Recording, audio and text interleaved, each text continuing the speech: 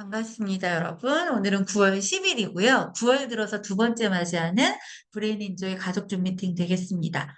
오늘의 주제는 이제 공유받았던 청지각 후기들을 토대로 해서 여러분들이 댁에서 아이들을 청지각 요법을 진행하고 임상을 관찰하실 때 여러분이 포커스로 잡으시면 좋을 만한 내용들에 대해서 안내를 드리려고 이제 줌을 열게 되었고요. 일단 지난 시간에 다루지 못했던 내용 중에 이제 관리실에서 방송하나 봐요. 잠시만요. 이제 그 두 가지 후기로 먼저 시작을 하도록 할게요. 첫 번째, 사운드 소리 1일기 후기예요. 네, 이번 회차의 후기는 이제 어머님이 도표를 이용해서 이제 이게 뭐지 하고 이렇게 봤었는데 어머님이 관찰하셨을 때 아이의 지표를 의사소통, 사회성, 감각 및 인지적인 인식, 신체, 건강, 행동 해서 총점을 매기셔서 이렇게 지표화해서 관찰하셨더라고요. 그래서 되게 이과적인 성향이신 분이구나. 되게 나하고는 달라서 되게 부럽다. 이렇게 생각하면서 후기를 읽었어요. 자, 사운드 소리 1위기를 마쳤을 시점이 이제 이 어머님의 일상에서는 다른 것과는 똑같은 조건이 유지된 상태에서 PBM이라고 하는 비치류와 사운드 소리가 진입된 상태로 이제 시작됐다라고 도입부를 적어주셨고요. 식단을 주의하고 계신 건 탄수화물 시기를 줄이는 거, 과당도 꽤 먹었다고 하고, 또 우리 아이들이 과당을 많이 먹을 수밖에 없는 건 치료센터에서 되게 무분별한 간식을 엄청 많이 주기 때문에 그래요. 그 애증의 마이쮸, 가는 곳마다 너무 많아서 이 치료실에서 몇 개 먹고 나왔는데, 다음 수업 가면 거기서도 몇 개 먹어야 되고, 막 이런 체질 때가 되게 많았죠. 그래서 그런 아이들은 하루에 센터 수업 두세 개 돌면 집에 와서 밥을 안 먹어요. 왜냐면 이미 과당으로 많은 과당을 먹었기 때문에 밥맛이 없으니까 저녁에 밥을 안 먹으면 이제 엄마들은 또 고민을 하죠. 우리 아이는 발달장애인데 여러 가지 문제가 많은데 시기도 정상적이지 않아서 밥도 잘 안 먹어. 이렇게 이야기하지만 사실은 이 아이가 시기가 근본적으로 문제가 있어서일 확률보다는 낮 동안에 학교나 기관이나 유치원이나 센터에서 무분별하게 간식을 너무 많이 먹었기 때문에 저녁에 입맛을 잊는 케이스가 더 많다라는 것도 여러분들이 조금 염두하시면 좋을 것 같다는 생각이 들어요. 그리고 하루에 1시간 정도는 몸을 움직이게 하셨다고 해요. 식이 조절과 몸을 쓰는 것들을 위주로 해서 생활하고 계시는 되게 건강한 생활을 하고 계시고요. 전반적인 점수가 이제 어머님이 체크하시기에 되게 많이 상승이 된 거예요. 자, 사운드 소리 토마티스 인피니트 했을 때 전반적으로 나타나는 아이의 근본적인 어떤 변화의 양상은 눈빛이 되게 또렷해지죠. 그래서 실제로 뇌전증이 있는 아이들 중에 청지각 요법을 진행을 하면 내가 예전에 약 먹이기 전에 보았던 아이다운 모습의 눈빛을 정말 오랜만에 봤어요라고 설명하시는 분들이 있어요. 그러니까 눈빛이 되게 흐려지는데 약간 약으로 중추신경계가 이완되고 하니까 되게 너무 많이 이완이 돼서 뭔가 포커스가 정확하지 않은 눈빛을 되게 보이는 아이들이 되게 많은데 약을 먹고 있음에도 불구하고 청지각요법을 하면 아이들이 되게 기민한 눈빛을 보인다는 거. 이제 이런 어떤 관찰 포인트들이 나타나게 되고요. 되게 장난꾸러기 같은 기질이 나타나죠. 그러니까 근긴장이 많이 떨어졌던 아이들도 몸이 되게 빠릿해지면서 되게 많이 주변을 탐색하고 돌아다니고 만져보고 하는 일들이 생겨요. 그래서 이거를 긍정적으로 판단하면 아이가 되게 아이다워졌어요. 개구장이처럼 보여요. 이렇게 하고 오만 가지 근심으로 아이를 바라보시는 분의 입장에서는 아이가 각성이 너무 많이 올라서 이전보다 더 산만해진 것 같아서 너무 힘들어요. 이렇게 이야기를 하는데 여기서 한 가지 주의해야 될 건 아이는 아이대로 봐야 돼요. 예를 들어 내가 지난달보다 이번 달 체력이 되게 많이 떨어지고 몸에 부침이 있어요. 그러면 아이가 똑같은 행동을 해도 나는 지난달보다 되게 많이 힘들고 어려워요. 그래서 제가 여러분들에게 지난달에 90점 하고 이번 달에 60점 하는 엄마가 되기보다는 평균 65에서 75점을 유지하는 엄마가 가장 안전하고 바람직한 엄마라고 이야기를 해요. 그러면 아이들 입장에서는 엄마가 되게 예측 가능한 사람이 돼요. 불필요하게 폭주하지 않는 사람. 아니, 저 여자는 자기 기분 좋을 때는 내가 조금 실수해도 되게 웬만한 거 다 받아주다가 별거 아닌 일에도 되게 드라마틱하게 열폭하는 사람. 이렇게 되면 아이 입장에서는 학교나 기관이나 센터보다도 가정이 가장 위험한 환경이 될 수 있기 때문에 일단 어떤 여러분들의 평균점을 유지하는 일상을 여러분들 자체가 유지하실 수 있게끔 조금 애써보시면 좋을 것 같다는 생각이 들고요.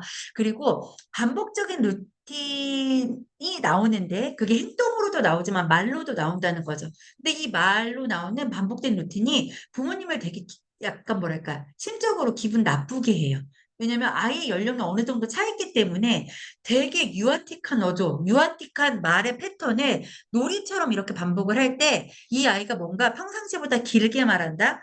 문장 구사를 조금 더 또렷하게 한다? 문장이 어절이 길어졌다. 이런 어떤 긍정적인 것보다는 이런 이상한 말의 패턴이 너무 빈번하게 남다르게 보여지니까 내 아이의 특이함, 남다름, 유난함이 더 도드라져 보일 수 있기 때문에 부모님 입장에서 별로 좋아하시지 않을 수 있는 언어의 패턴이긴 한데, 무발화인 아이들이 어느 날 갑자기 성지각 요법을 한다고 해서 이 아이가 6살에 무발화해서 성지각 요법을 시작했는데 귀가 열리면서 갑자기 정상 발화를 하는 그런 케이스는 드물어요.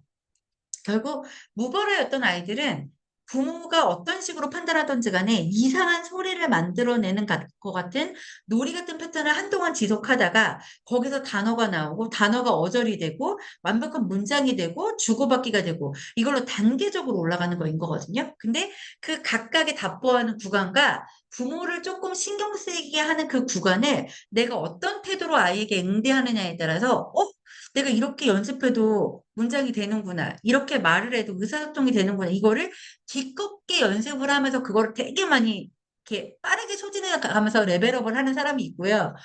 말을 못하다 말을 시작했는데 말을 시작하니까 시끄럽다고 하네. 틀렸다고 하네. 자꾸 지적을 받네. 이렇게 되면은 거기서 움츠러드는 아이가 되는 거죠. 그러니까 길을 못 피는 거인 거예요. 그러니까 부모가 너무나 뭐랄까, 완벽주의자 성향을 가지면, 그리고 내가 남들에게 실수하는 거, 어떤 내 과정에서 어떤 어려움이 있다는 걸 들키기 싫어하는 부모의 입장에서는 아이의 실수를 잘 용납을 못해요. 그러니까 단정하고, 정연하고, 니트하고, 이런 데서 막 괄목할 만하게 이렇게 성장하는 아이를 원하지만, 실제로 그렇게 크는 아이는 일반 아이들도 많지 않거든요. 그러니까 여러분들이 아이들을 보면서, 어떤 반복된 언어의 패턴을 할 때, 그걸 어떻게 전환해 줄지를 고민하는 것도 되게 좋은 방법이지만, 여기서 되게 중요한 건 때와 장소를 가려서, 내가 조심하지 않아도 될 때는 집 안에서 충분히 그 패턴을 연습하고 놀이처럼 해보고 나서 더 이상 그것에 흥미가 없을 때 다음 단계로 넘어갈 수 있는 단계로 가게끔 도와주는 게, 우회로를 찾아야지, 다른 방향을 찾아야지, 다른 걸로 대체해야지보다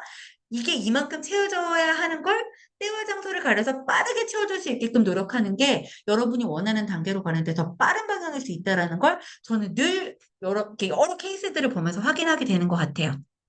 그리고 바퀴를 굴리면서 논다라거나 숫자를 막 이렇게 주목해서 본다라거나 이렇게 하는 것들을 하는 아이들이 있어요. 그러니까 상동행동도 행동으로 뭐 열 맞춰서 놀기, 자동차 일렬로 놓기 이런 것도 있지만 엘리베이터 막 숫자 버튼을 누른다거나 오르내리는 것들을 막 이렇게 관찰하는 것들 자체는 아이가 어떤 인위적인 운동을 만드는 거죠. 그러니까 내가 스스로 할 수 없으니까 어떤 주변의 환경을 세팅을 해서 내가 안구를 막 움직이거나 내가 높낮이를 막 느끼거나 스피드를 막 느끼거나 이런 것들을 내 몸에 넣어야 되는데 그런 환경이 제공되지 않으니까 내가 내 몸을 움직여서 스피드를 체감할 수 있는 방법, 높낮이를 체감할 수 있는 방법들을 아이들이 찾는 거인 거잖아요. 그래서 사실은 원서이가 어릴 때 감각통합치료 되게 많이 하다가 어느 날 갑자기 놀이동산 가서 연관어를 끊어서 한 달에 8번, 4번 놀이동산을 갔더니 감각통합 치료실 가는 것보다 훨씬 더 빠르게 감각이 해소되네라는 걸 제가 느꼈다고 이야기했었을 때 아무리 잘 세팅이 된 감각통합실에 있는 기구들도요. 놀이동산에서 주는 스피드와 낙폭을 주지 못하잖아요. 근데 우리 아이들이 놀이동산에 가서 놀이기구를 타게 되기까지가 또 되게 어렵죠. 우리 아이는 되게 겁이 많아서 못도 못해서 이렇게 가기가 어려워요. 그러면 감각통합이라는 건 아이들이 놀이동산에 있는 놀이기구의 낙폭이나 스피드를 감내할 수 있을 만한 역량을 키우기 위한 도구가 되어야 되는 것이고, 그럼 이 도구를 활용하면서 중간중간 타진을 해봐야 되죠. 우리 아이가 예전에는 회전목마를 못 탔는데, 훨씬 더 이게 적응 행동이 나오네? 낙폭이 심한 놀이기구를 못 탔는데, 한 달 만에 갔는데, 이런 것들이 되게 많이 완화되었네. 이런 것들을 여러분들이 체크 포인트를 갖고 계셔야 한다는 거예요. 그러니까 내가 무조건 뭐 바우처가 되니까, 내가 경제적인 여력이 되니까, 한 달에 몇 번 감통, 몇 번 언어, 이런 것들 꾸준히 해왔던 거니까, 무수히 그냥 반복적으로 해나가고 계시지만, 사실은 그 부분에서 플러스가 돼야 될 치료, 마이너스가 돼야 될 치료가 반드시 있으니까 여러분들이 중간에 어떤 기관의 상의를 하시든 여러분만의 체크 포인트를 갖고 계시든 그런 것들을 지속적으로 점검하실 필요가 있다라는 걸 말씀드려요. 그리고 여기서 보시면 감각 예민과 불안이라는 게 있어요. 다른 감각이 더 예민해진 느낌인데 공포감을 표현하는 것은 아니어서 두고 보는 중이고 흙에서 체험 수업을 하는데 흙밟기를 거부하고 쿠션이 앉는 모습을 보였다고 했어요. 자, 원석이가 어릴 때 해수욕장에 가면 해수욕장에 모래를 못 밟았어요. 자, 모래를 밟는다는 그 촉감도 되게 힘들지만 그 안에 개구멍 같은 거 보신 적 있어요? 조그만 이렇게 모래구멍 같은 것들이 막 이렇게 덩어리처럼 되어 있어가지고 그런 것들을 보는 것도 힘들어하고 모래를 밟기도 힘들어하고 막 이런 것들이 있었거든요. 그럼 촉각도 뇌와 연결되어 있는 감각이잖아요. 그래서 우리 아이들이 어릴 때 그렇게 추워도 학교에도 우리 아이는 페트바람으로 잠을 자고 우리 아이는 이불을 못 덮어요. 촉각에 대한 어떤 민감도가 일반인과 다른 거죠. 그리고 또 반대로 이야기하면 뭐가 있냐면 우리 아이는 한여름에도 두꺼운 이불을 덮지 않으면 잠을 못 자요. 어떤 압이 있어야만 안정감을 느끼기 때문에 또 그런 아이들은 한여름에도 두꺼운 이불을 덮고 자는 거인 거잖아요. 그러니까 그게 평균에서 오버되거나 부족하거나 이건 같은 맥락으로 본다라는 거인 거예요. 그래서 여러분들이 핸드 터치를 하거나 팔 터치를 하거나 이런 터치를 해주는 것 자체는 뭐냐면 아이들이 중간중간에 학교를 가요. 어떤 상황이 있어요. 근데 이 상황이 나를 되게 긴장하게 해. 그럼 아이들의 긴장은 어디로 오냐면 등으로 와요. 어떡하지? 불안해. 그럼 일단 우리가 위축되고 기가 없고 불안이 높은 아이들의 특징이 등이 꼿꼿하지 못하죠. 등이 굽어 있고 어깨가 안으로 말려 있어요. 그럼 그게 뭐냐면 외부로부터 어떤 자극으로 나를 보호하기 위해서 몸을 움츠리는 거인 거거든요. 근데 그런 아이들이 있어요. 공부를 못해도 되게 당당한 아이들은 태도가 되게 고자요. 심지어 의자에 앉아서 등을 이렇게 뒤로 뻗대고 앉아가지고 되게 거만하게 앉아있는 아이들이 있거든요. 근데 그 아이들이 공부를 잘해서 그런 게 아니에요. 근데 그 아이들의 자세는 뭐가 있냐면 되게 의연해요. 나의 실패.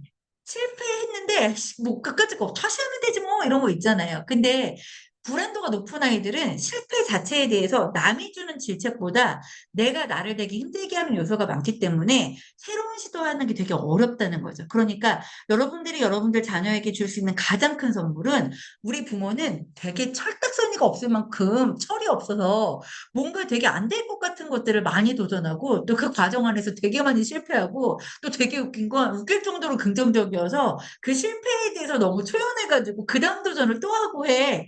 이렇게 보여지는 여러분의 태도가 본인들의 자녀가 뭔가 새로운 것들을 했었을 때 부모님의 눈치를 보지 않고 대체로 보면 부모가 되게 잘난 집의 부모들 중에는 어떻게 저 정도 부모에 이런 자식이 태어났지 할 정도로 되게 평범하거나 기준 평균치 이하인 아이들이 되게 많아요. 근데 그 아이들의 특징이 뭐냐면 어릴 때부터 부모에 대한 위축이 되게 많은 거죠. 웬만큼 잘해서 표가 안 나는 거예요. 부모가 너무 훌륭하기 때문에. 그래서 여러분들이 우리는 조금 다 평범한 부모들이라는 전제 하에 그냥 내가 뭔가 새로운 도전을 끊임없이 쉼없이 아무렇지도 않게 하는 모습을 보이는 것 자체가 아이들에겐 가장 큰 공부이자 태도적인 어떤 뭐랄까 좋은 모델링이라는 생각이 든다라는 거인 거죠. 그리고 새롭게 사회성으로 나타난 부분들이 있다라고 해요. 나도 동생만큼 주세요. 나도 뭐만큼 하고 싶어요. 어떤 비교 대상이 있다라는 거죠. 쌍둥이 중에서 쌍둥이가 발달 장애가 있는 경우에 하나가 이렇게 좀 평균이 아니라 조금 더 퇴행이 오는 경우 중에 하나는 똑같이 쌍둥이여도 이 아이들의 기능 차이가 있기 때문에 상대적으로 박탈감을 느끼는 케이스들이 반드시 존재하게 되어 있어요. 그래서 제가 많은 분들을 보면서 쌍둥이인데 되게 평균적으로 노멀하게 둘 다 건강하게 태어나는 케이스는 정말 감사한 거다 이렇게 볼 때가 되게 많고요. 그리고 예를 들어 내 아이가 발달장애인데 그 위에 형제가 있건 그 밑에 형제가 있건 간에 발달장애 아가 아니어도요, 일반적인 형제에서 나 이외에 다른 형제가 생기는 건 기존에 있었던 자녀에게 상당히 치명적인 정신적인 충격이라고 해요. 그러니까 이거를 그냥 웃기게 표현하면 내 남편이나 내 와이프에게 그 불륜의 대상이 생긴 것 같은 또 다른 어떤 애착의 대상이 생긴 거인 거잖아요. 거기에 버금가는 충격이라고 하는데 우리가 흔히 하는 말은 네가 누나니까 참아야지. 형이니까 양보해야지. 이런 것들을 되게 무의식적으로 이야기를 한다라는 거예요. 근데 그게 당연한 게 아닌 거거든요. 그러니까 내가 형이니까 양보해야 하는 게 아니라 이 아이가 형으로서 내가 양보할 마인드와 품이 되어야 그걸 줄 수가 있는 건데 우리는 그걸 미리 어떤 강요한다는 거죠. 너는 형이니 양보하는 위치에 있어서 양보해야 돼. 그래서 당연한 걸 한 거니까 어떻게 보면 칭찬받을 거리가 아닌 거죠.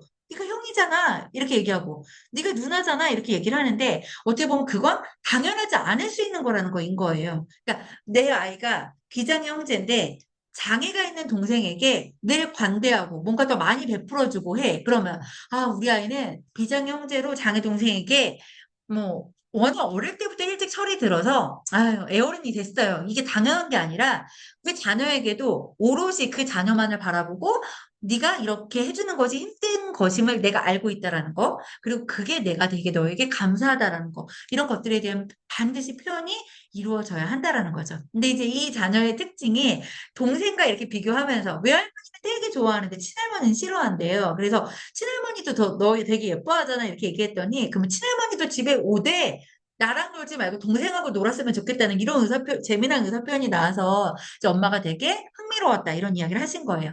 사운드 소리 하면서 우리가 되게 많이 기대할 수 있는 효과 중에 하나는 언어가 되게 유려해지죠. 아, 이런 식으로 의사 표현이 가능하구나. 이런 말도 할 수 있구나. 이런 조사도 구현하는구나. 이런 것들이 되게 많이 두드러지게 나타나는데 사운드 소리를 했을 때 그런 변화가 조금 더 두드러진 건 사운드 소리의 개입 자체가 아이들의 손에 되게 많이 개입을 하는데 이 손해가 아이들이 어떤 영역에 터치를 하냐면 리듬과 박자 감각에 되게 깊이 개입을 해요. 근데 우리가 핑퐁식 대화가 잘 이루어지려면 티키타카가 잘 되어야 되죠. 왜냐면 화진영 어머니가 써주신 블로그의 제목처럼 아이와 티키타카가 너무 행복하다 이렇게 적어주신 것처럼 이 사람의 말의 뉘앙스를 알고 내가 받아칠 수 있는 여유가 있어야 되죠. 아, 이게 자존지, 비웃음인지, 놀림인지, 칭찬인지, 이런 것들을 가늠을 하고 내가 거기에 맞는 응대를 할 수 있어야 내가 아이하고 대화가 즐거운 거인 거예요. 내가 발달장애 아이를 중재하면서 언어 치료 좋다는데 막 찾아다니면서 받고 일주일에 막 언어를 2개 센터를 다니면서 선생님을 2~3명씩 만나지만 내가 내 자녀와 대화가 즐겁지 않은 건 내 아이가 언어치료실에서 배우는 언어치료가 언어적인 유의를 위한 게 아니라 일종의 어떤 인지치료 같은 것들을 언어치료라는 껍데기로 받고 있을 때가 되게 많고요. 그런 수업들을 통해서 아이들의 언어감, 언어적인 유연성, 상황의 이해가 수업을 받는 시수만큼 따라서 올라가고 있지 못하기 때문에 언어치료에서 뭘 하고 있긴 한 건가? 이런 느낌을 받을 때가 되게 많은 거예요. 근데 그런 와중에 사운드 소리를 했었을 때, 이런 게 이렇게 된다고?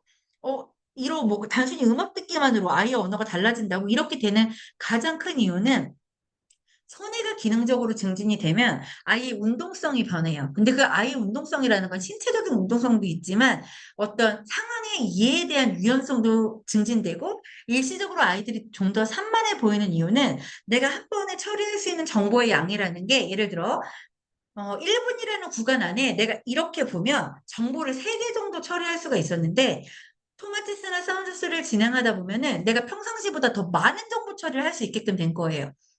근데 그렇게 뭐 되다 보니까 우리가 왜 이렇게 예전에 막 이런 거 드라마에서 그런 거 있잖아요. 시골에서 어떤 사람이 오랫동안 시골에 살다가 서울에 상경을 해서 드라마에서 이 사람이 놀랍다, 경이롭다를 표현할 때 눈이 휘둥그레져서 주변을 막 이렇게 탐색한다고 이렇게 나오잖아요.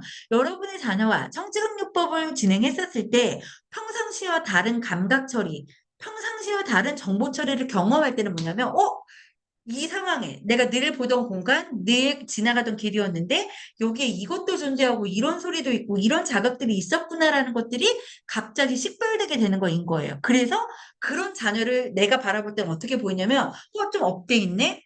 들떠 있네? 조금 흥분도가 있네? 이렇게 보여져요. 근데 나의 뇌가 1분에 3개 정보 처리하던 것들에서 7개를 처리하는 수준으로 상징학요법을 통해서 이렇게 성장을 했어요. 그러면 그때는 어떤 반응이 나타나냐면 통학기를 지나서 다시 다음 회차를 진행했었을 때 어머님들의 입을 통해서 나오는 말은 예전에 사운드 소리나 청지각 요법을 하면 아이가 수면의 변화가 생기거나 이렇게 흥분도나 업됨이 있었거나 뭐 이런 어떤 감각적인 추구가 올라오거나 이런 것들이 있었는데 이번 회차는 아무런 어려움 없이 너무나 니트하고 단정하게 지나가서 너무나 편안했어요. 이런 이야기를 한다라는 거죠. 왜? 내가 더 이상 그런 감각적인 어떤 자극이 평상시보다 많이 들어와도 웃기게 말하면 그런 것들에 대한 후달림이나 내 어떤 역량의 캐파의 부족을 경험하지 않고, 평상시에 6개 들어오던 자극이 8개 들어오는구나. 조금 나를 확장해 볼까? 이런 것들도 같이 한꺼번에 처리해 볼까라는 그 역량의 어떤 유연성이 생기는 거인 거예요. 그래서 사운드 소리가 이렇게 거듭되다 보면 감각 추구, 나를 조금 불편하게 했던 일상에 나타났던 변화들의 수반 없이 내가 기대하는 효과, 언어가 증진되고 태도가 달라지고 어떤 타협이 유연하고 이런 부분들의 변화가 조금 더 많이 보여지는 양상으로 이제 태도 전환이 된다라는 거, 이제 그런 부분들을 여러분들이 관찰하실 수가 있습니다. 그리고 충동성과 지시사항. 자, 이런 게 있어요.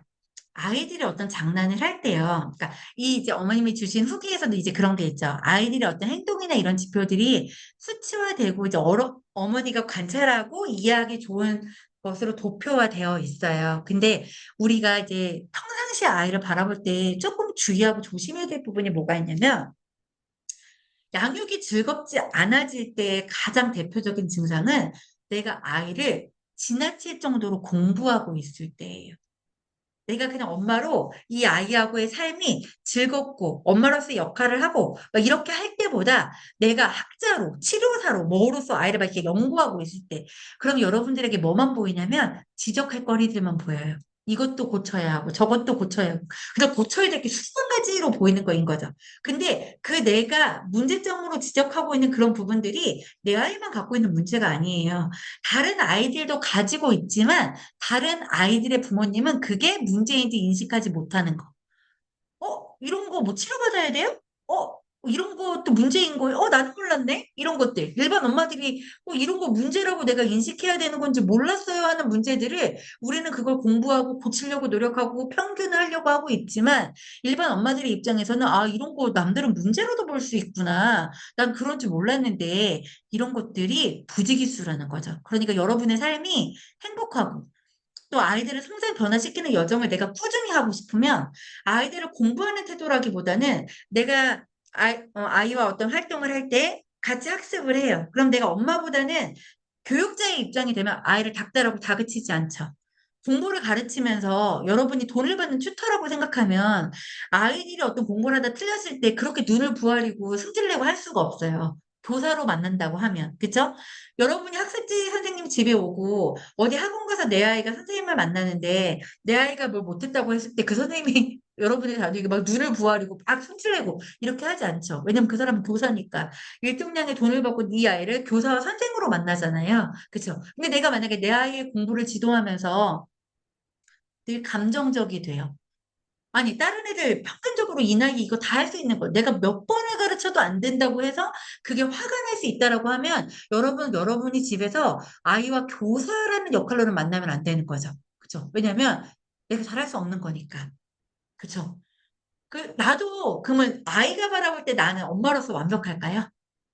우리 엄마를 다른 집 엄마와 비교할 때, 우리 엄마 모든 면에서 다 훌륭하고, 밥도 잘하고, 살림도 잘하고, 돈도 잘 벌고, 다 훌륭할까요? 그렇지 않아요. 근데 여러분의 아이는 여러분을 지적하지 않잖아요. 엄마, 친구 집에 가가지고 밥 먹었는데, 나는 우리 엄마 같은 밥만 하는 줄 알았는데, 다른 집 같으니, 다른 집 엄마는 임금님 수라상처럼 반찬을 주더라, 막 이런 비교 당하면 여러분들 기분 나쁠 거잖아요. 근데 우리는 그런 비교를 아이들에게 늘 해요.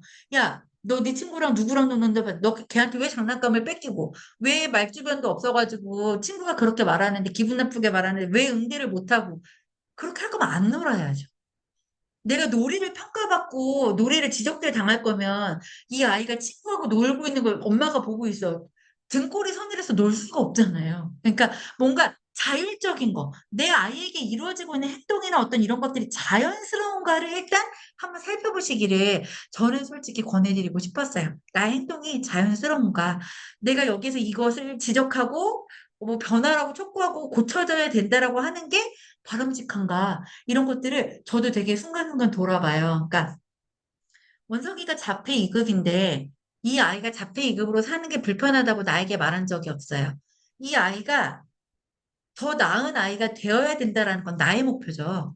본인도 본인이 성장해서 뭔가 성취했을 때 기쁘고 기분 좋고 행복한 게 있지만 그 목표를 조금 더 시급하게, 더 빠르게, 더 부지런히 했어야 되는 이유는 아이가 아니라 나한테 있었던 거예요.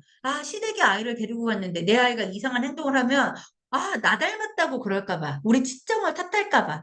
밖에 애를 데리고 나갔는데 내 아이가 이상한 행동을 하면 내가 민망하고 창피하니까 그런 요소가 나한테 더 컸던 거지. 이 아이가 어떤 행동을 할 때 이 아이가 직접적으로 내가 창피하다, 민망하다, 기분 나쁘다.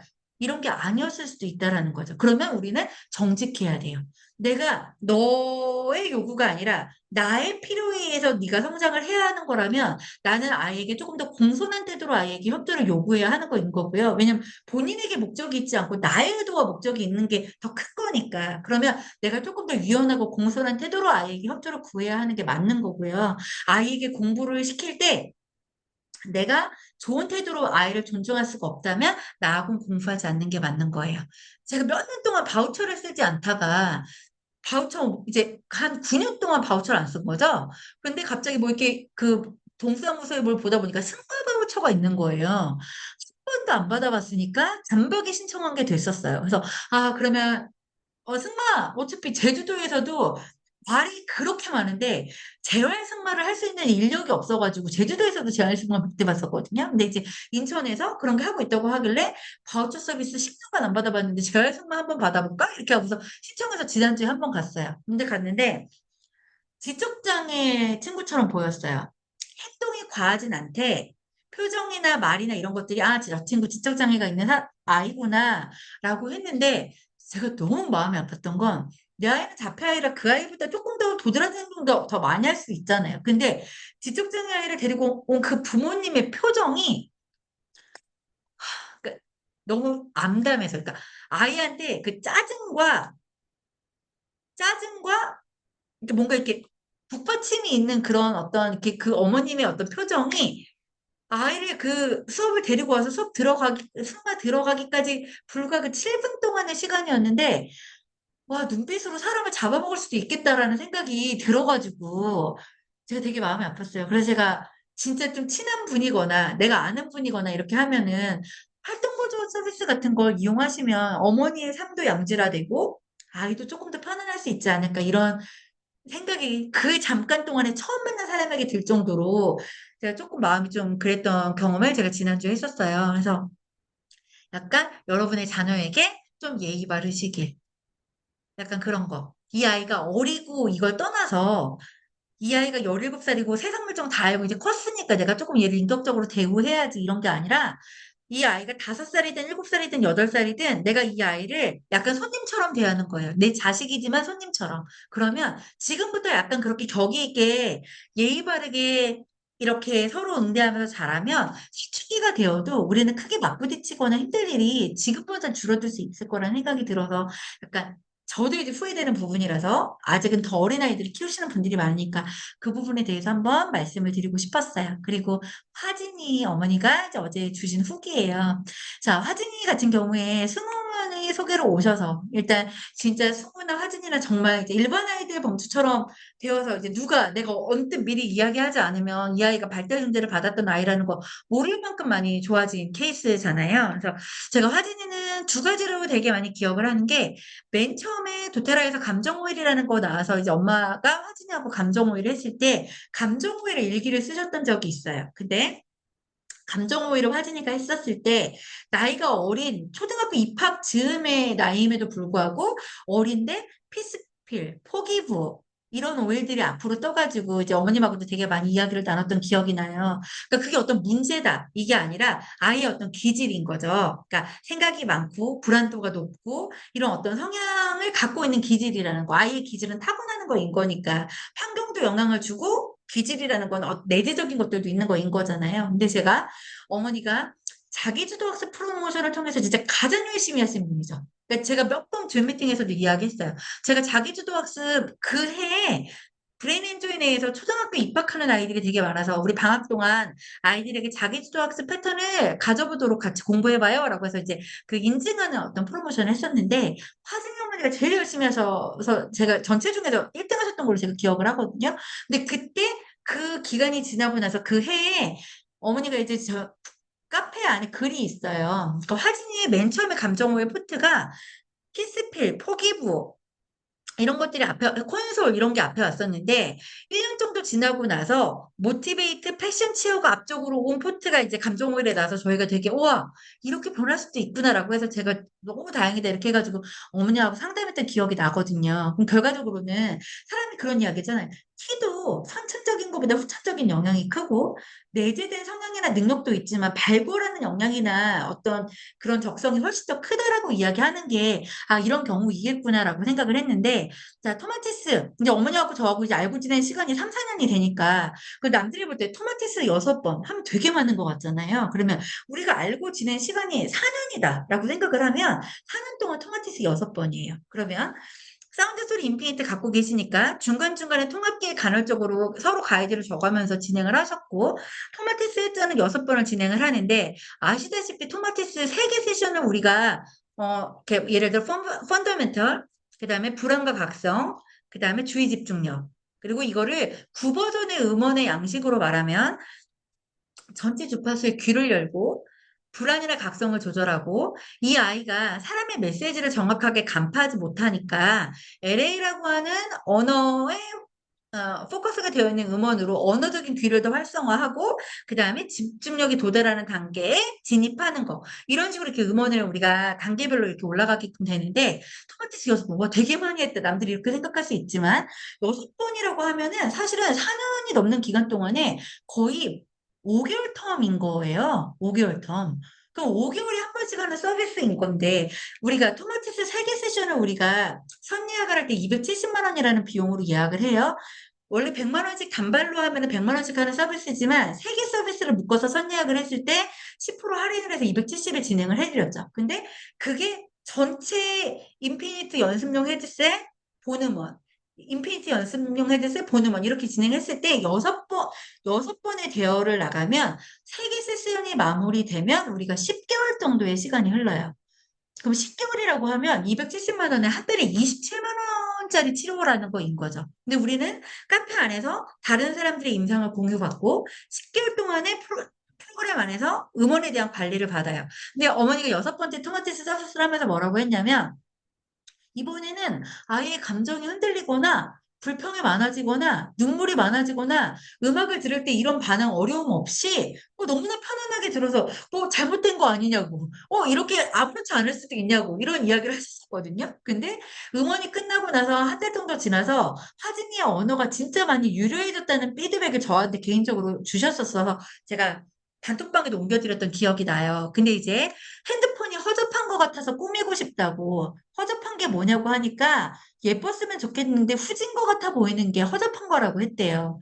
그러니까 뭔가 디테일하게 자기가 어떤 상황을 설명하는 말들이 되게 증진이 되었는데 어머님이 이제 그 밑에 적어주신 내용 중에 엄마 오늘은 어디까지 할까? 목표를 정해야 마음이 편하다.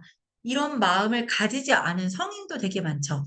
요즘에 일반적인 어른들이 직장에 가서 내가 직장에서 시간을 어떻게 소진할까를 고민하면서 나 직장에 와서 화장실 가서 똥 싸야지라고 말하는 사람이 있대요. 그래야 근무 시간을 줄일 수 있으니까. 그런 마인드로 일하는 사람과 내가 어떤 업무를 할 때 시간 대비 효율을 계산해서 아, 내가 잘해야지. 뭔가 성과를 내야지. 이게 회사에 보여주기 위한 것이거나 뭐 주변을 이겨먹기 위한 것이거나 이런 것들이 아니라 내 업무를 효율화하고 능률을 배가해서 뭔가 큰 아웃풋을 내고 싶은 자기 동기에 의해서 움직이는 거라고 하면 전 이게 되게 대단한 변화와 성장이라고 생각을 하거든요. 근데 화진이한테 이미 그게 있는 거죠. 엄마가 하기 싫으면 하지 마. 뭐 이렇게 얘기했었을 때 그런 말 들으면 눈물 나니까 그렇게 하지 말라고 했대요. 그럼 돌려 말하면 뭐냐면 하진이는 모티베이트 패션치의 성향으로 본인의 기질이 담대해지고 있지만 기본적으로 내재된 성향 안에 피스필이나 포기부나 큰 소리 있는 거인 거예요. 실패하면 어떡하지? 잘하는 모습을 보여주고 싶은데 그 과정이 아름답거나 엄마에게 우려스럽게 보이거나 실패하는 것처럼 보여지면 어떡하지라는 것들에 대한 불안이 늘 있는 거죠. 저희 딸도 그래요. 그러니까 예를 들어 어떤 시험을 볼 때 그 시험을 볼 때 뭐 학원 가면 조금 더 효율화될 건데 학원 다녀보는 건 어때? 이렇게 얘기하면 학원을 가보라는 그 말 자체를 본인의 능력을 비하하는 것처럼 느껴서 그걸 가지고 싸울 때가 있어요. 그러면 결국 나는 그런 의도가 아닌 거잖아요. 근데 아이는 내 방식이 있는데 내가 알아서 할 건데 그걸 부모가 간섭을 하면 그게 파르르하게 이렇게 전쟁처럼 전기처럼 튀길 때가 있어요. 그래서 이제 말다툼이 되고 서로 뭐 기분이 상하고 이런 경우들이 생길 수가 있는 거인 거거든요. 그래서 제가 그 얘기하죠. 남자아이들에게 감정 오해를 했을 때 감정 오해의 엘리베이션이 1번에 나오는 남자아이는 성별은 남자지만 성향이 되게 유연하고 섬세하고 여성스러운 거예요. 되게 꼼꼼하고 유연한 대신 상처받기 쉬운 거죠. 근데 그런 아이에게 예를 들어 짚라인을 타러 갔는데 우리 아이가 발달장애가 있지만 약간 지적 어려움이 있는 아이야. 그래서 운동을 잘했으면 좋겠는데 늘 연령이나 체구에 비해 운동을 못해. 근데 짚라인을 타러 갔는데 7살짜리가 막 신나서 타는 거예요. 근데 우리 애가 12살인데 그 앞에서 겁나는 모습을 보이고 막 지지부진한 모습을 보이면 부모가 그 입장에서 아이가 민망할 수도 있으니까 내가 이걸 어떻게 커버해주지? 이게 아니라 걷다 대놓고서 야, 넌 사내 자식이 이것도 못하냐? 쟤 7살인데 동생 봐라.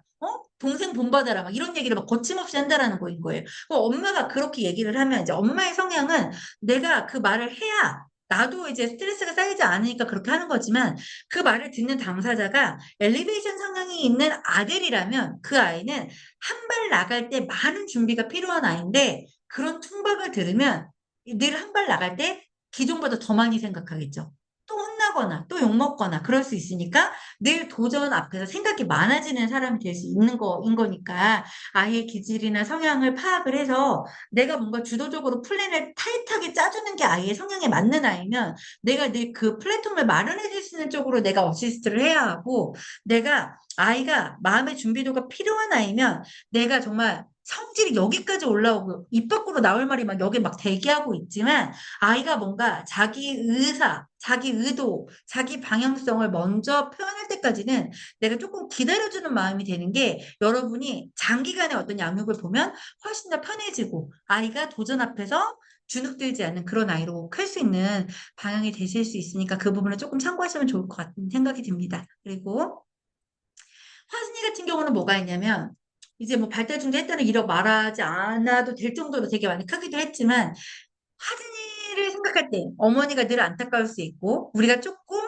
고민이 되는 거 스스로 이제 그런 고민을 저한테 얘기한 적이 있어요. 승호 어머니가. 아, 나는 일반 아이들처럼 되고 싶어서 되게 일반 아이들을 바라보면서 달려왔는데 달려가 봤더니 그 일반 아이들이 별게 아닌 거예요. 심지어 승우가 학교에 입학을 했는데 담임 선생님이 승우가 되게 의젓하고 애어른 같은 면이 있어서 또래 친구들과 놀기에는 친구들이 되게 유치해 보이거나 말이 안 통할 것처럼 보이기도 할 거라고. 또 우리 아이들은 뭐가 있냐면 어릴 때부터 되게 부모가 근접 양육을 해서 여러모로 살뜰하게 케어를 했기 때문에 생각보다 드세지 않고 되게 착해요. 그래서 남도 되게 많이 배려하고 남을 되게 많이 배려하는 거를 상대적으로 우회해서 보면 남의 눈을 되게 많이 신경 쓰죠. 그래서 지 걸 챙겨야 되고 자기만 돌봐도 되는 습관에도 내가 이거 해도 되나? 내가 이거 가져도 되나? 내가 이때 말을 해도 되나라는 걸 늘 되게 많이 고민을 해요. 그러니까 늘 남들보다는 적은 말을 할 수 있죠. 남들은 생각없이 아무 말을 막 뱉을 때 나는 이 상황을 감별하고 생각하고 판단하고 행동해야 되는 거인 거니까.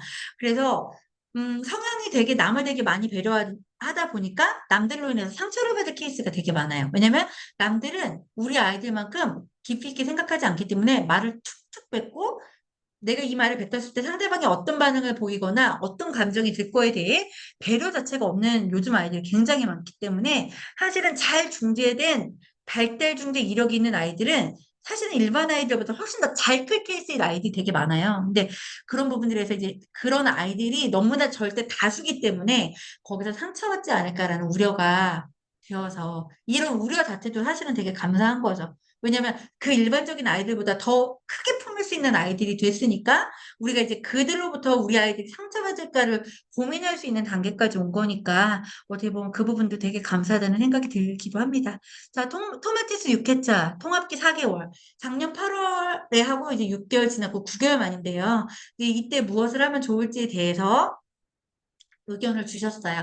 그래서 갖고 있는 것들 중에 우리 아이가 학기 중에 들으면 조금 더 긍정적인 반응이 많이 나오는 게 어떤 아이는 사운드 소리일 때가 있고 어떤 아이는 인피니트일 때가 있는데요.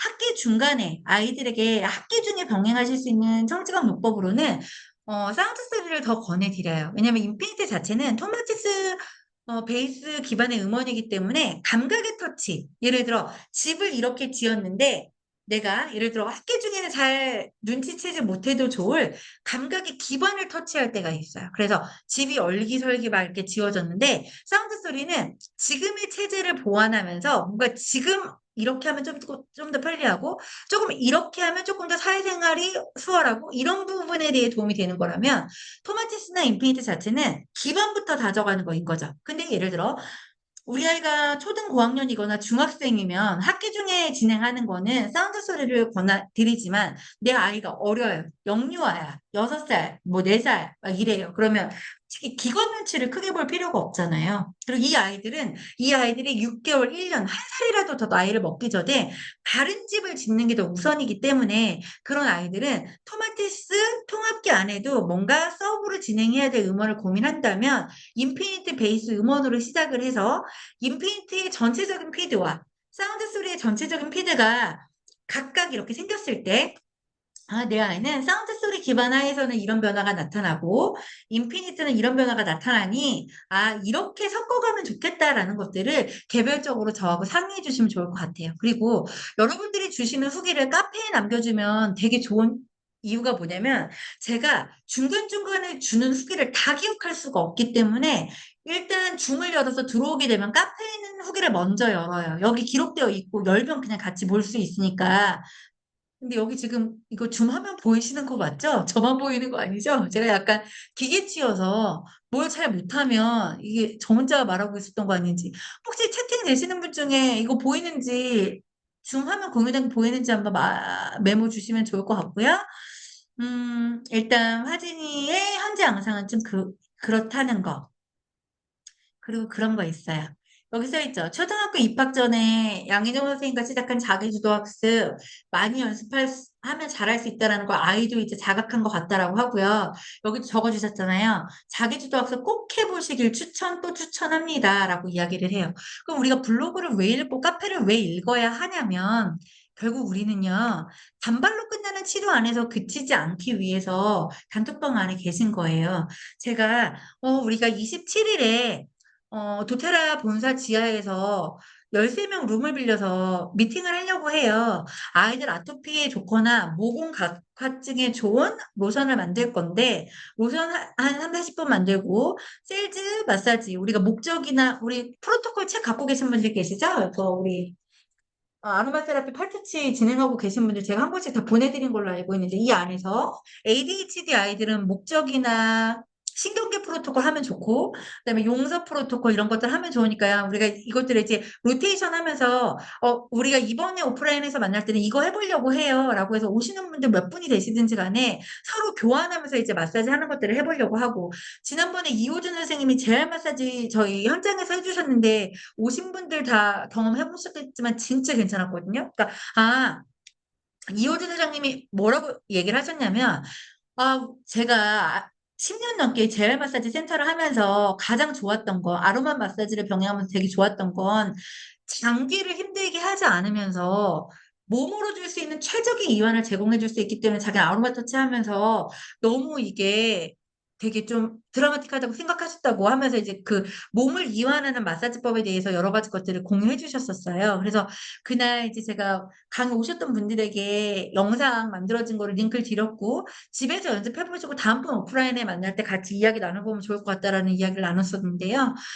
이게 되게 아무렇지 않은 것 같지만 되게 큰 거예요. 사실은 그분이 이제 현장에서 10년 동안 쌓았던 노하우를 우리한테 공유해 주신 거잖아요. 그러니까, 어떤 것들, 뭐, 약을 먹거나, 뭐, 이런 대체적인 것들이 아니라 내가 오해를 도포함으로써, 도포와 터치를 병행했었을 때, 몸 안에 장기를 힘들게 하지 않으면서 어떤 최적 효과를 누릴 수 있는 거기 때문에 되게 매력적이라고 생각하셨다고 했는데, 이런 것들을 우리가 트래킹할 수 있는 루트가 없다는 거죠. 그러니까 내 아이가 ADHD로 병원에서 약물을 처방받고 있는데 이 약을 몇 년 먹었을 때 다른 아이들에게 어떤 부작용이 있는지를 우리는 알지 못해요. 왜냐면 병원 가면 병원 가서 약 괜찮았어요? 특별히 어려운 거 없었어요? 이렇게 하면서 이번에 또 한 달치, 한 달 후에 오세요. 이런 식으로 진행하기 때문에 이 약을 먹었었을 때 이 아이들이 몇 년을 볼 수 있는 예후에 대해서 우리가 알기가 어렵다는 거죠. 근데 결과적으로 청진응요법과 아로마 세라피 하고 계신 분들이 공통적으로 나타내고 있는 변화는 약물의 증량 속도가 상당히 더뎌진다는 거.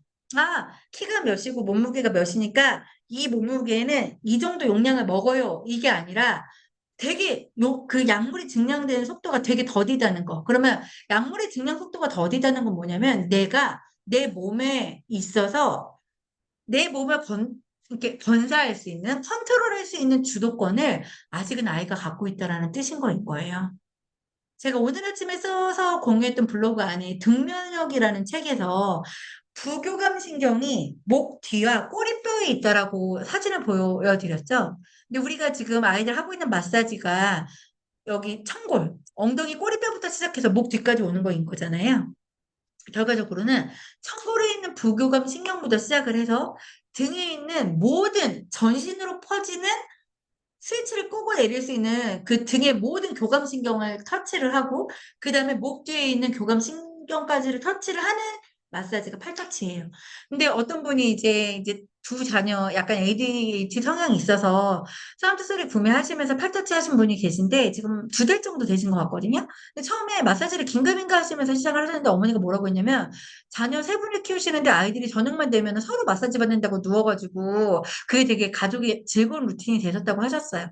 그럼 우리가 이 마사지라는 루틴이라는 게 없었어도 우리의 삶은 있었죠. 그 이전에. 작년에, 재작년에 팔터치 모르고 사운드 소리 모를 때도 우리의 삶이라는 건 있었잖아요. 근데 그것을 만났을 때의 변화된 삶은 우리가 지금 1, 2년을 경험하고 있어요. 근데 이게 4년이 되고 5년이 됐었을 때의 변화는 아이의 역량과 기반의 어떤 본인이 갖고 있는 기본적인 캐파를 제가 볼 때 상당히 초월하는 그런 어떤 미지의 영역이죠. 아직은 우리가 가본 곳이 아니니까.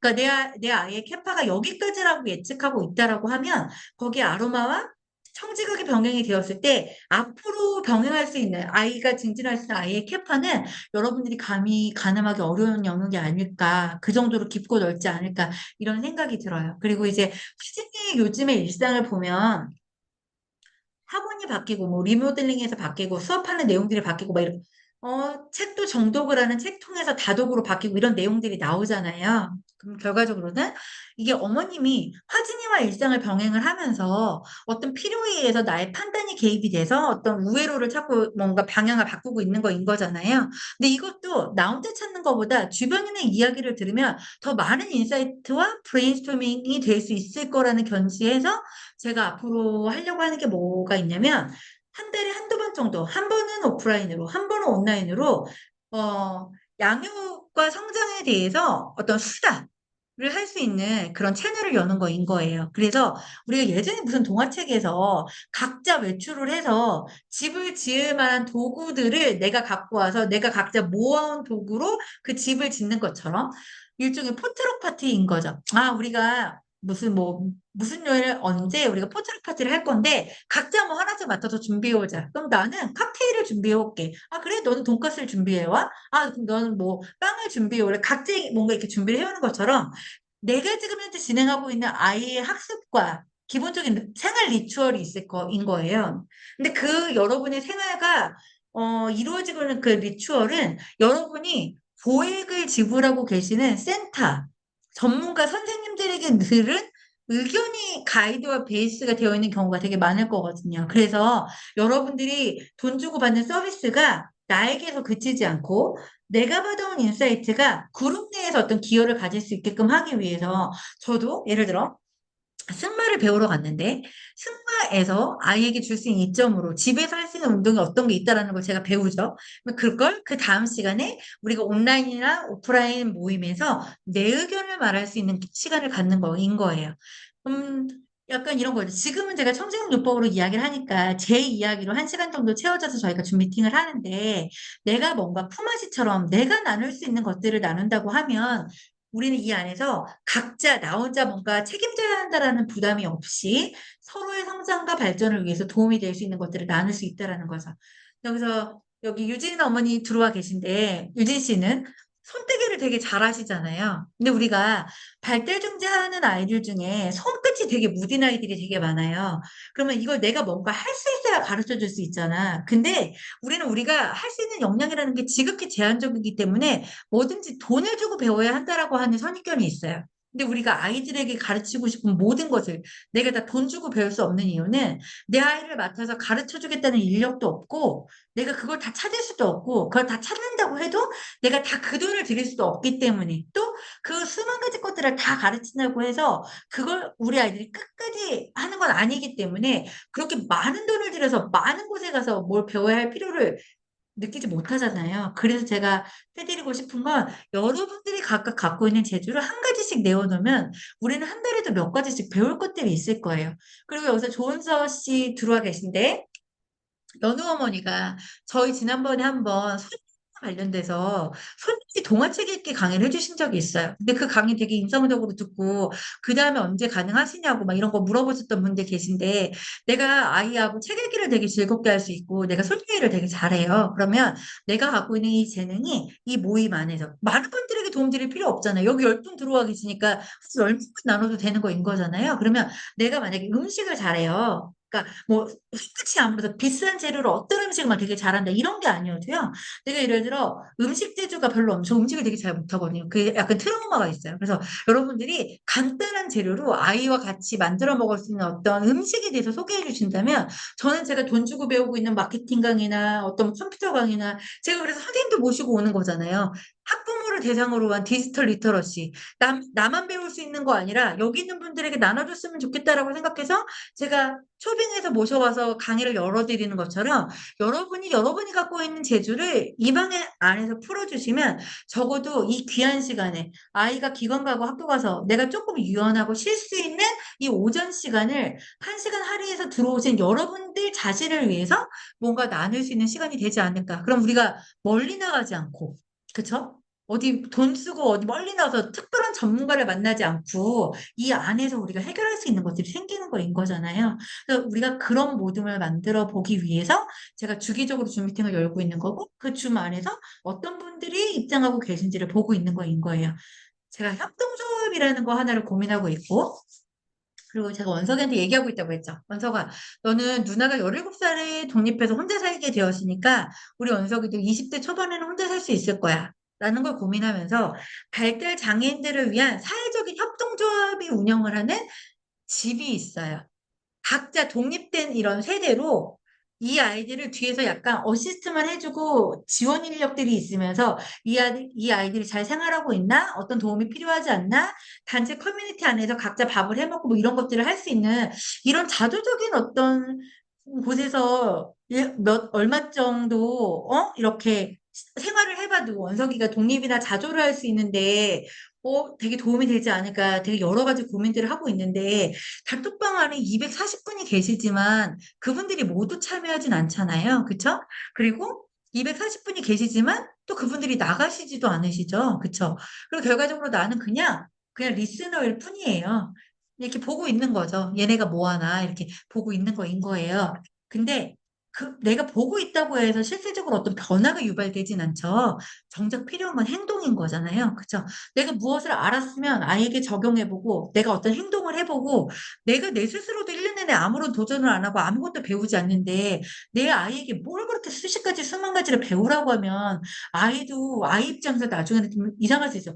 엄마 너는 1년 내내 아무것도 새로운 거 배우지 않고 하지 않으면서 뭘 이렇게 오만 가지 나한테 하라고 하는 게 맞냐고 이렇게 생각할 수도 있는 거잖아요. 그래서 제가 생각할 때는 선택의 전문가분도 계시고 또 저도 또 제가 배우고 있는 것들이 있고 또 좋은 선생님은 또 책 읽기, 손녀 이런 것들 잘 지도해 주실 수 있고 이렇게 하니까 적어도 여기 들어와 계신 분들만의 공동체로 우리가 어떤 모임을 만들어서 굳이 단톡방 안에서 뭐 이런 춤이 있어요. 이렇게 늘 공지하지 않고 늘 들어오는 분들 위주로 만들 수 있는 온오프라인의 모임을 만들어도 괜찮지 않을까 이런 생각이 들고 제 제주도에서 그러니까 사실은 이제 아버지가 돌아가시고 엄마가 혼자 계시고 이런 부분 때문에 제가 올라오지 않았으면 어떻게 보면 전 제주도에서 어떤 정착된 프레임을 가질 수 있었을 것 같아요. 왜냐면 같이 그런 운동을 했던 그 학부모 두 분이 이제 거기 제주도에 협동조합을 하면서 이런 것들을 막 이런저런 고민들을 하고 계시고 그 모임 안에 저도 들어가 있어요. 그분들이 지금 현재 어떤 것들을 추진하고 있는 것들을 보고 있기 때문에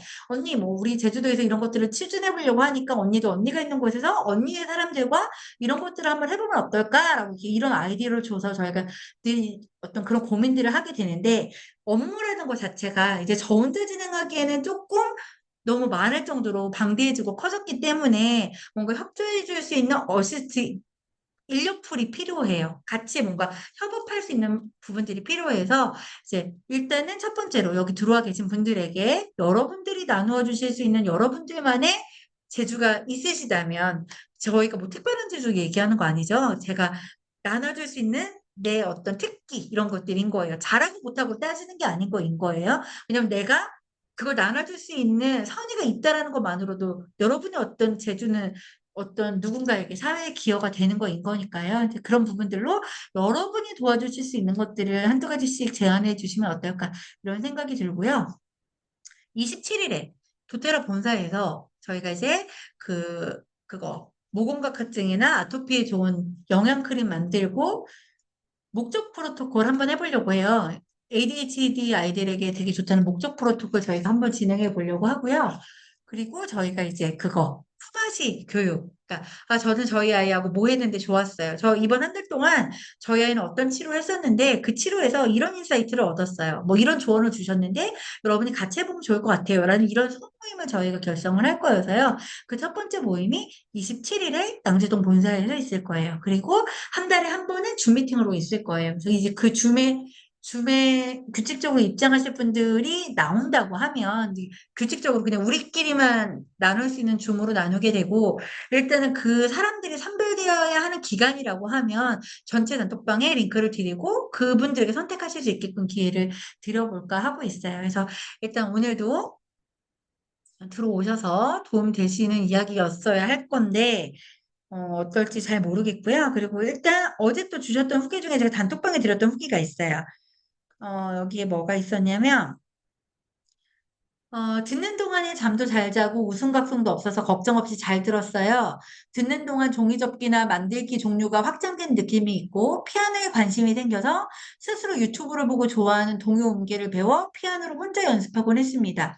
둘째가 30 몇 개월이에요. 근데 둘째도 약간 그런 부분들이 있을까 봐 우려되셔서 이제 같이 청지광요법 진행하고 싶다고 하셔서 제가 사운드 소리 권해드렸고, 하루에 10분, 15분씩 하고 있는데, 언어 유희가 되게 눈에 띄게 증진이 되었다고 하죠. 말장난, 반대로 하기, 거꾸로 말하기 이런 것들 나타나고 또 조금 더 기교 있는 것들을 하는 아이들 중에는 노래 개사해서 부르는 아이들도 있죠. 소리를 기는 반응은 청지용요법이 나에게 유입되었을 때, 나 효과가 잘 유입되어 있어서 내 시티 내부에서 어떤 메커니즘이 유기적으로 전환되고 있어요. 라는 지표라고 설명드렸으니까요. 일단은 줌 미팅 들어오시는 분들이라도 여러분들이 쓰고 계신 청지간 요법을 잘 활용하셔서 남들은 똑같이 돈 주고 샀는데 우리 애는 못하니까 팔아야 되나? 이런 기구가 아니라 두고두고 써도 이 가격에 이런 서비스가 된다고 이 가격에 이만한 아웃풋이 나온다고 이렇게 되는 서비스로 여러분들이 전환해서 받으시기를 강조드리고요. 그리고 아이들이 잘 자라고 성장하는 데 있어서 브레인 엔조이가 여러분들에게 작은 주춧돌이 되었으면 좋겠다는 생각이 들고 아이들이 20살, 25살에도 우리의 모임이 각자의 역량 안에서 그래도 우리 아이가 타고난 본인의 기질과 역량에 비해 훌륭하게 잘 성장했구나라는 이야기를 우리가 몇 년 후에 나눌 수 있도록 이런 노력을 지속해 보려고 합니다. 아무튼 오늘도 애 많이 쓰셨고요. 녹화를 여기까지 진행할게요.